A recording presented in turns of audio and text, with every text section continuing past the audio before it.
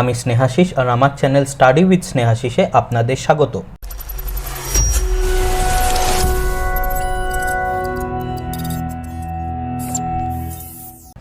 আজ আমি আলোচনা করব ভারতের ডিআরডিও যে নতুন করোনার ওষুধ আবিষ্কার করেছে, যেটাকে বলা হচ্ছে 2DG, সেটা সম্বন্ধে। এই 2DG ওষুধটি কিভাবে কাজ করে এবং এর পিছনে বিজ্ঞান কি, সেটা আজকে আমরা দেখে নেব। তাহলে 2DGর ফুল ফর্ম কি? 2DG ফুল ফর্ম হলো 2-ডিঅক্সি ডি গ্লুকোজ। অর্থাৎ এখানে দুটো কথা আছে, একটা হচ্ছে ডি গ্লুকোজ। গ্লুকোজ জানি আমরা দু রকমের হয়, ডি আর এল ফর্ম। ডি মানে ডেক্সট্রো আর এল মানে লিভো। এটা রোটেশনের ওপর নির্ভর করে, যেটা আমাদের অতটা এক্ষেত্রে বোঝার দরকার নেই। তাহলে এই ডি গ্লুকোজ যেটা নর্মাল গ্লুকোজ, সেই গ্লুকোজটার সাথে একটা চেঞ্জ আছে, সেটা হলো ডিঅক্সি। অর্থাৎ এটা হলো 2-ডিঅক্সি ডি গ্লুকোজ। এই 2-ডিঅক্সি ডি গ্লুকোজ বা 2DG ওষুধটি কিন্তু নতুন কোনো ওষুধ নয়। এই ওষুধটি আগেও আমরা ক্যান্সার ওষুধ হিসেবে দেখেছি, অর্থাৎ অ্যান্টি ক্যান্সার ড্রাগ হিসেবে ব্যবহার করা হয়।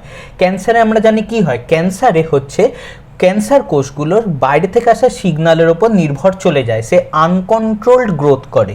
অর্থাৎ কি, কোনো নির্ভরতা ছাড়াই সেলগুলো গ্রো করে যায়, একটার পর একটা ডিভাইড বা বিভাজন করে যায়, করে একসাথে অনেকগুলো সেল হতে শুরু করে, যেটাকে আমরা টিউমার বলি। এই টিউমার যদি ম্যালিগন্যান্ট টিউমার হয়, তখনই তাকে আমরা বলি ক্যান্সার।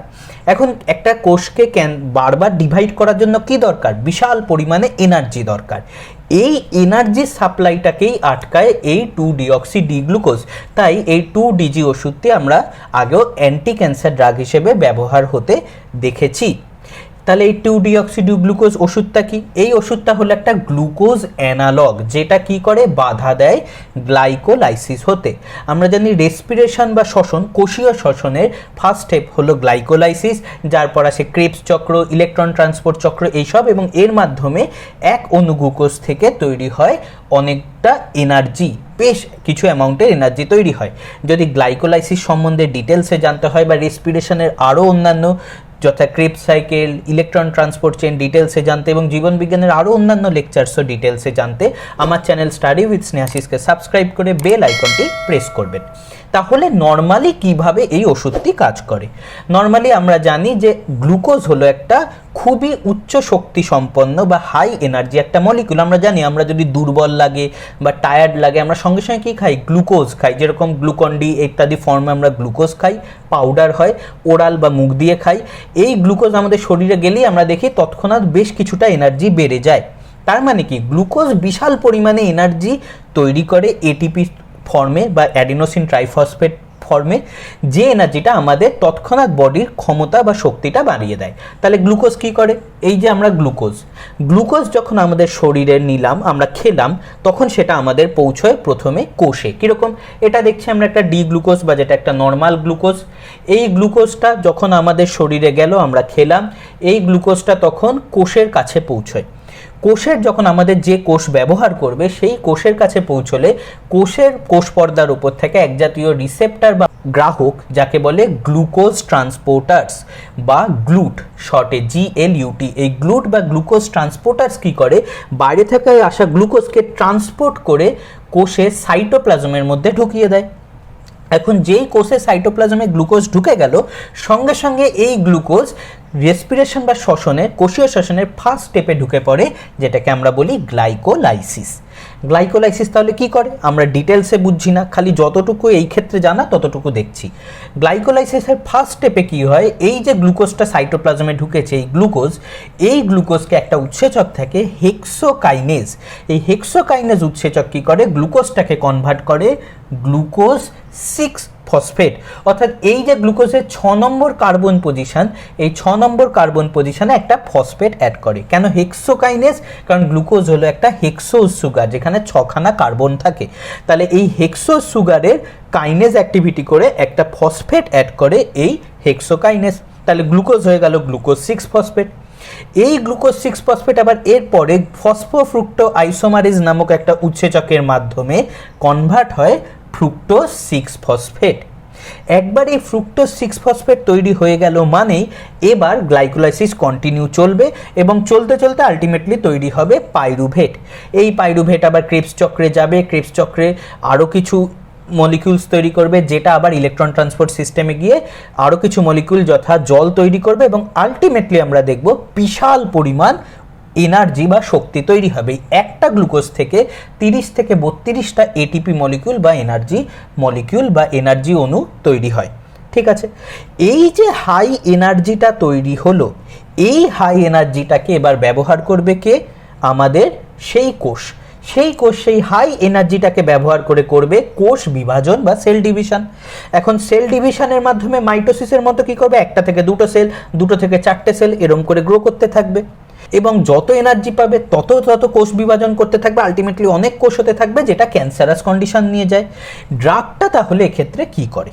এখন ড্রাগটা হচ্ছে এই যে 2-ডিঅক্সি ডি গ্লুকোজ। 2-ডিঅক্সি কথাটার মানে কি? এই যে নর্মাল গ্লুকোজ, তার 2 নম্বর কার্বনে যে OH বা হাইড্রক্সিল গ্রুপটা ছিল, তার অক্সিজেনটা বেরিয়ে যায়। যদি অক্সিজেনটা বেরিয়ে গেল তাহলে ডিঅক্সি, অক্সিজেন বাদ যাওয়া, ডিঅক্সি, তাহলে 2 নম্বর কার্বন পজিশনে ডিঅক্সি হয়ে শুধু হাইড্রোজেনটা থাকলো, তাহলে এখন নাম কি হয়ে গেল? 2-ডিঅক্সি ডি গ্লুকোজ।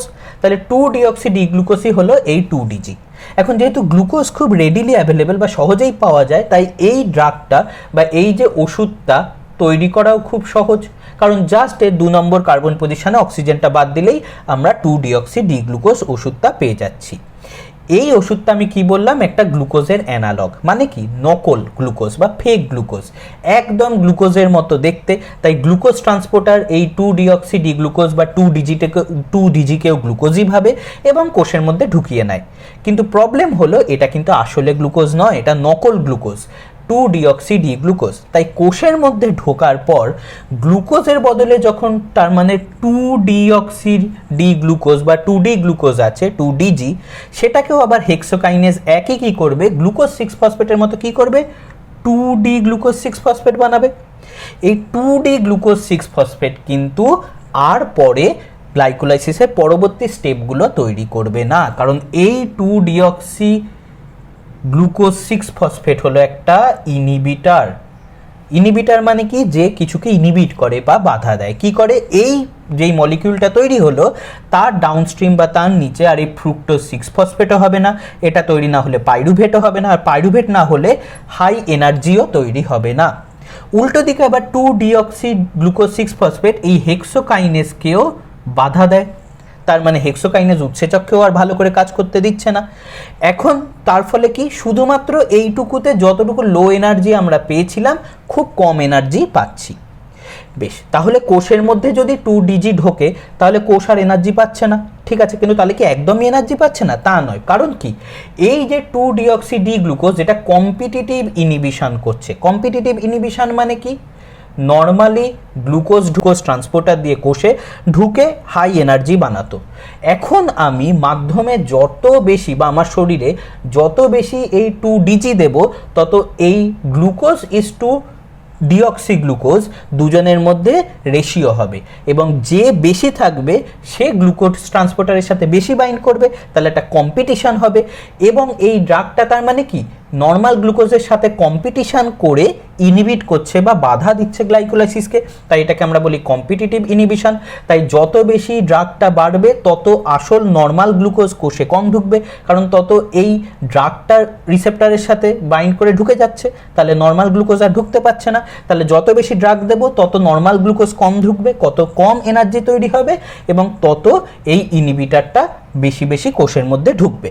বেশ, তাহলে নর্মালি আমি বললাম যে গ্লুকোজ ঢুকে কোষের মধ্যে হাই এনার্জি বানাতো, সেই এনার্জিটা দিয়ে সেল ডিভিশন হতো এবং গাদা গাদা সেল তৈরি হতো, যেটা ক্যান্সারাস কন্ডিশনে নিয়ে যাচ্ছিল। এই ড্রাগটা তাহলে কি করলো? এনার্জি তৈরি কমিয়ে দিল। কারণ কি? এই 2ডি গ্লুকোজ 6 ফসফেটের পর আর নিচের কোনো স্টেপ হচ্ছে না, তার মানে ক্রেবস সাইকেলও হচ্ছে না, ইলেকট্রন ট্রান্সপোর্ট সিস্টেম বা ইলেকট্রন ট্রান্সপোর্ট চেনও হচ্ছে না, তাহলে খুবই কম এনার্জি তৈরি হচ্ছে। শুধু যতটুকু নর্মাল গ্লুকোজ ঢুকেছিল তার জন্য এনার্জি। এই লো এনার্জি যেই হয়ে গেল, সঙ্গে সঙ্গে সেল ডিভিশনও বাধা পেয়ে গেল। কারণ কি? এনার্জি নেই, এনার্জি না থাকলে কোষটা খরচ করার উপায় নেই, তার মানে আরও সেল তৈরি করার ক্ষমতা নেই। তাহলে যেই সেল ডিভিশন বন্ধ হয়ে গেল তখন অনেক সেল তৈরি হওয়া কমে গেল। যত সেল কম তৈরি হলো, তাহলে ক্যান্সার কন্ডিশনটা আটকে গেল বা ক্যান্সার কন্ডিশনটা স্লো হয়ে গেল, আর তাড়াতাড়ি অত ক্যান্সারের মতো কোষ গ্রো করলো না। তাহলে এটা নর্মাল ক্যান্সারে কাজ করছে। এখন করোনার ক্ষেত্রে তাহলে কি করে কাজ করছে? করোনার ক্ষেত্রে কি করে কাজ করছে? করোনার ক্ষেত্রে আমি জানি যে করোনা ভাইরাসটা কোষের মধ্যে আমাদের শরীরে পৌঁছিয়ে আমাদের ফুসফুসীয় বা অন্যান্য কোষের মধ্যে ঢুকে পড়ছে, ঠিক আছে। এখন কোষের মধ্যে ঢোকার পর আমাদের শরীরের কোষের মেশিন বা প্রোটিন ইত্যাদি মলিকিউলকে ব্যবহার করে ওই ভাইরাসটা সংখ্যায় আরও বাড়াচ্ছে, রেপ্লিকেশন করছে। এগুলো সম্বন্ধে আগে আমি আমার করোনার বিভিন্ন ভিডিওতে আলোচনা করেছি। তাহলে এখন একটা কোষের মধ্যে রেপ্লিকেশন করে অনেক অনেক করোনা তৈরি হচ্ছে। এখন ওই কোষটা, দেহ কোষটা যখন মাইটোসিসে ডিভাইড করে একটা থেকে দুটো হচ্ছে, তখন তাদের মধ্যেও ভাইরাসগুলো যাচ্ছে, সেই ভাইরাসগুলো আরও গ্রো করছে। তাহলে এইভাবে কি কোষ বিভাজনও হচ্ছে, আরও বেশি বেশি বেশি ভাইরাস প্রত্যেকটা কোষের মধ্যে ছড়িয়ে যাচ্ছে। এখন তাহলে এই 2-ডিঅক্সি-ডি গ্লুকোজ ড্রাগটা দিলে কি হলো, গ্লুকোজ থেকে আর গ্লাইকোলাইসিস পদ্ধতি দিয়ে আলটিমেটলি এত এনার্জি তৈরি হচ্ছে না, কারণ এটা ইনহিবিটর হিসেবে 2D গ্লুকোজ 6 ফসফেট তৈরি করে, আর এনার্জি হচ্ছে না। এনার্জি কম মানে সেল ডিভিশন কম। এখন যখনই সেই কোষগুলোর মধ্যে সেল ডিভিশন কমে গেল, যে কোষগুলোর মধ্যে ভাইরাস ঢুকেছে, সঙ্গে সঙ্গে ভাইরাসও তাড়াতাড়ি একটা কোষ থেকে আরও কোষে কোষে যাওয়া কমে গেল, কারণ যত কোষ কম ডিভাইড করছে তার মধ্যে ভাইরাসও তাহলে কম যাচ্ছে। তাহলে এইভাবে কি হচ্ছে, করোনার ছড়ানোটা আস্তে আস্তে আটকানো যাচ্ছে। অর্থাৎ ওই যে র্যাপিড ভাইরাসটা ডিভাইড করে একটা সেল আরেকটা সেলে ছড়াচ্ছিল, সেটা কিছুটা হলেও আটকানো যাবে। এখন কথা হচ্ছে, তাহলে তো এই ড্রাগটা আমাদের দেহের সব কোষকেই ক্ষতি করবে, সব কোষেই গিয়ে গ্লুকোজের বদলে ঢুকবে এবং সব কোষেই গিয়ে এনার্জি কমাবে, ফলে তো বডিও দুর্বল হয়ে যাবে। এটা কিছুটা ঠিক। কারণ কি? কারণ হচ্ছে অবভিয়াসলি এটা আমাদের শরীরে সব কোষের ওপরই এফেক্ট ফেলতে পারে। যদিও দেখা গেছে যে কিডনি আর লিভারে কিন্তু এই ড্রাগটা ঢোকে না, তাহলে কিডনি আর লিভার সেলকে এরা ক্ষতি করবে না, যেটা করোনার সময় খুবই ইম্পর্টেন্ট। এছাড়াও কি, যতটা কম্পিটিটিভ ইনহিবিশন, মানে আমাদের নর্মাল কোষগুলোর যে পরিমাণ এনার্জি দরকার ডিভাইড করার জন্য, সেটা এই কম্পিটিটিভ ইনহিবিশনের সময় যতটুকু গ্লুকোজ ঢুকছে তাতেই মোটামুটি কাজ হয়ে যায়। কিন্তু যেই কোষগুলোয় করোনা ভাইরাস ঢুকেছে বা এই SARS-CoV-2 ঢুকেছে, তারা বারবার ভাইরাসটা ডিভাইড করে, বেশি বেশি এনার্জি চাই। তাহলে সেই সব কোষে যেহেতু গ্লুকোজ বেশি ঢুকতে পারছে না এই কম্পিটিটিভ ইনহিবিশন করে ওষুধটা, তার ফলে কি হচ্ছে, সেই সব কোষে এনার্জি কম, তাহলে সেই সব কোষে ভাইরাসও অতটা তাড়াতাড়ি ডিভাইড করতে পারছে না। তাহলে এইভাবে ভাইরাসের গ্রোটাকে আটকানো যাচ্ছে, যদিও বডিতেও কিছুটা এফেক্ট করতে পারে। এর জন্যই এই ওষুধটাকে ইমার্জেন্সি ইউজের জন্য বলা হয়েছে, সবসময় ইউজের জন্য বলা হয়নি, ঠিক আছে। তাহলে এইভাবে আমি বুঝছি যে যত বেশি পরিমাণে এই ওষুধটা ওরাল ড্রাগ ট্যাবলেট হিসেবে বা পাউডার হিসেবে ব্যবহার হচ্ছে, যত এই শরীরের মধ্যে ঢুকছে, তাহলে কোষ বিভাজনটা আটকাছেই, এনার্জি কমছে। এখন এনার্জি যত কমছে তত কোষ বিভাজন কমছে কোষের মধ্যে, আর কোষ বিভাজন কমলে তার মধ্যে থাকা ভাইরাসেরও ডিভিশনটা কমে যাচ্ছে, যার ফলে ভাইরাসটা খুব বেশি আর তাড়াতাড়ি ছড়াতে পারছে না, আস্তে আস্তে ছড়াচ্ছে, যার মধ্যে আমরা অন্যান্য ট্রিটমেন্টের মাধ্যমে ভাইরাসটাকে নষ্ট করতে পারছি। বেশ, এখন আরেকটা কথা হলো যে বলা হচ্ছে, দেখা গেছে যে এই ওষুধটা, এই 2DG ওষুধটা ব্যবহার করলে কিন্তু মানুষের অক্সিজেনের প্রতি যে নির্ভরতা, যে করোনা রোগীদের অক্সিজেনের প্রতি বিশাল নির্ভরতা দেখতে পাই, সেটা 42% কমে যায়। অর্থাৎ অক্সিজেনের চাহিদা, যেটা বাইরে থেকে অক্সিজেনের চাহিদা করোনা রোগীদের ক্ষেত্রে, সেটা 42% কমছে, যেটা বিশাল একটা পরিমাণ। এর কারণ কি? এর কারণ হিসেবে একটা হতে পারে, যেটা হচ্ছে আমরা বললাম যে যত বেশি গ্লুকোজ ঢুকছে, নর্মাল গ্লুকোজ কোষের মধ্যে, তত কি করছে, কোষে গ্লুকোজকে শোষণ করছে, বা তত বেশি রেসপিরেশন। এখন যত বেশি রেসপিরেশন, তত কি হচ্ছে, এই গ্লুকোজটাকে গ্লাইকোলাইসিস, তারপর ক্রেবস চক্র, তারপর ইলেকট্রন সংবহন তন্ত্রের মাধ্যমে কি তত বেশি বেশি এনার্জি তৈরি হচ্ছে। এখন গ্লুকোজকে রেসপিরেশন পদ্ধতিতে এনার্জি তৈরি করতে গেলে অক্সিজেনের দরকার পড়ে। তার মানে যত বেশি গ্লুকোজ শরীরে ঢুকছে, তত বেশি রেসপিরেশনের জন্য তত বেশি অক্সিজেনের দরকার পড়ছে। এখন যদি আমরা তার কম্পিটিটিভ ইনহিবিটর হিসেবে এই ড্রাগটাও শরীরে ঢোকাই, তাহলে শরীরে কম নর্মাল গ্লুকোজ ঢুকবে। এখন যত নর্মাল গ্লুকোজ কম ঢুকবে, তত রেসপিরেশন কম হবে। এখন এই রেসপিরেশন কম মানে রেসপিরেশনে যে অক্সিজেনটা দরকার ছিল, সেই অক্সিজেনটা তত তার লাগছে না, তাহলে অক্সিজেন আমার বেঁচে যাচ্ছে। সেই বেঁচে যাওয়া অক্সিজেনটা আমার বডি অন্যভাবে ব্যবহার করতে পারছে, তার জন্যই আমার বাইরে থেকে যে অক্সিজেন দেওয়ার দরকারটা সেটা কমে যাচ্ছে। তাই করোনা রোগীদের ক্ষেত্রে এই ওষুধ দিয়ে আরেকটা জিনিস কি বোঝা যাচ্ছে, যে যেহেতু আমি শ্বসন বা রেসপিরেশনটাকে কমিয়ে দিচ্ছি গ্লুকোজটা নকল গ্লুকোজ দিয়ে, তার ফলে কি হচ্ছে অক্সিজেনের চাহিদা কমে যাচ্ছে শরীরে। আর অক্সিজেনের চাহিদা যেই শরীরে কমছে, তাই শরীরে থাকা যে অক্সিজেন সেটা অন্যান্য কাজে ব্যবহার করা যাচ্ছে, আমাদের ব্রেনকে সাপ্লাই করা যাচ্ছে, যার ফলে ব্রেন বেঁচে থাকছে। আর ব্রেন বেঁচে থাকলেই আমাদের সারা শরীর বেঁচে থাকে। তাহলে এইভাবে এই ওষুধটা অক্সিজেনের চাহিদা কমিয়েও আমাদের শরীরকে অক্সিজেনের ডিম্যান্ড থেকে কিছুটা বাঁচাতে পারছে, যার ফলে হাই অক্সিজেন ডিম্যান্ডটা অতটা আর দরকার পড়ছে না। যার অর্থাৎ কি বুঝলাম, যে এই ড্রাগটা দিলে রেসপিরেশন কমে গেল, যার ফলে ইউটিলাইজেশন অফ গ্লুকোজ বা গ্লুকোজের ব্যবহার কমে গেল, কারণ আসল গ্লুকোজই তো কম ঢুকছে, যার ফলে অক্সিজেনের চাহিদাও কমে গেল, যার জন্য অক্সিজেনের প্রতি ডিপেন্ডেন্সি বা নির্ভরতা 42% কমে যাচ্ছে। তাহলে এভাবে আমরা বুঝতে পাচ্ছি যে এই ডিআরডিও নির্মিত 2DG ড্রাগটা আমাদের শরীরে করোনার যে র্যাপিড ছড়ানোটা সেটাকে কিছুটা আটকাতে পারে এবং তার সাথে অক্সিজেনের চাহিদাটাও কমাতে পারে। এবং এটা একটা আসলে অ্যান্টি ক্যান্সার ড্রাগ, যেটা এক্ষেত্রে করোনার ক্ষেত্রে রিপারপাসিং হিসেবে ব্যবহারের কথা বলা হচ্ছে। এই ড্রাগটা ডক্টর রেডি ল্যাব ডিআরডিওর সাথে কোলাবোরেট করে বানিয়েছে, যেটা রিসার্চটা হয়েছে হায়দ্রাবাদের সিসিএমবি ল্যাবরেটরিতে, এবং যেটা ইমার্জেন্সি কন্ডিশনে হসপিটালে ডাক্তারের আন্ডারেই ব্যবহার করার কথা বলা হয়েছে। কখনো নিজে থেকে ব্যবহারের কথা অ্যালাউড নয়, কারণ হচ্ছে এই ড্রাগটার কিছু সাইড এফেক্টসও থাকতে পারে, যার জন্য এটা একমাত্র হসপিটাল কন্ডিশনেই ব্যবহার করার কথা বলা হয়েছে।